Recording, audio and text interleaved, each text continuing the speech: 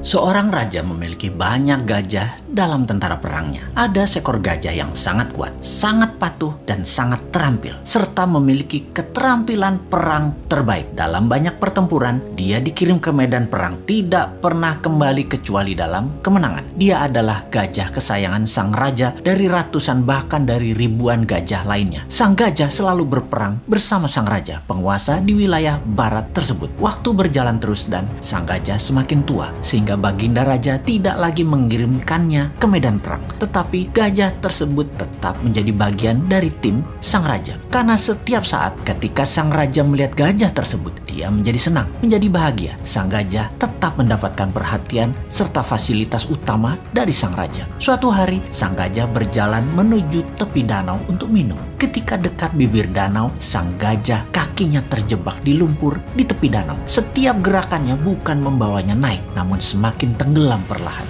Dia terus berusaha, namun dia tetap tidak bisa mengangkat kakinya dari lumpur. Beberapa orang melihat usaha sang gajah dan tahu bahwa gajah tersebut dalam masalah besar dari nada suara teriakan belalainya. Dan berita ini pun tersebar cepat sampai akhirnya ke telinga sang raja. Semua orang panik karena tahu gajah ini kesayangan raja. Raja pun bergegas ke lokasi. Melihat gajah tadi terus tenggelam perlahan tanpa daya, sang raja memerintahkan semua orang di sekitar membantu mengangkat gajah tersebut. Mereka menggunakan berbagai cara untuk mengangkat gajah tersebut, namun tetap tidak bisa terangkat.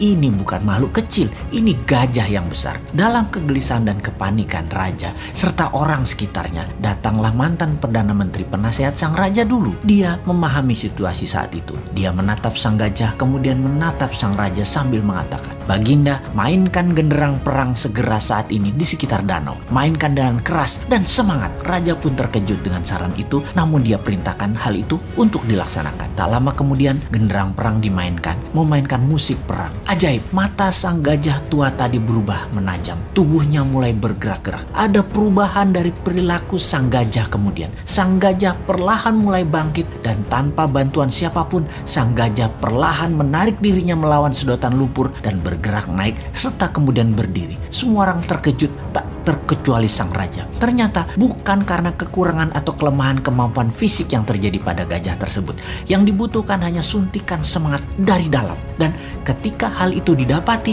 semuanya terselesaikan masalah apapun yang dihadapi. Untuk mempertahankan semangat dalam diri, sangatlah perlu sahabat semua mempertahankan tujuan hidup ke depannya di dalam pikiran bawah sadar kita. Dan jangan pernah ada rasa kalah atau menyerah dalam diri kita. Sahabat, mengapa saya menceritakan hal ini? Di saat pandemi saat ini, di waktu yang berat seperti saat ini, di saat ketidakpastian menghadang di depan, kita semua harus terus menyuntikkan semangat di dalam diri serta orang-orang di sekeliling kita. Pastikan kita semua punya visi dan misi yang jelas, purpose of life, dan semangat yang besar tadi. Pastikan ada genderang perang selalu menyala dalam diri Anda. Kita harus terus bersemangat untuk selalu sehat, makan makanan yang bergizi, selalu bersama orang yang membawa diri kita ke atas, penuh cinta dan penuh tawa. Pastikan kita berhenti menyalahkan keadaan seperti ini. Juga pastikan masalah yang terjadi saat ini yang memperlakukan kita negatif seperti saat ini tidak perlu ditakuti. Banyak hal indah dan besar terjadi di sekeliling kita. Ada solusi atas apapun masalah yang terjadi saat ini. New Mind salah satu solusinya. Dan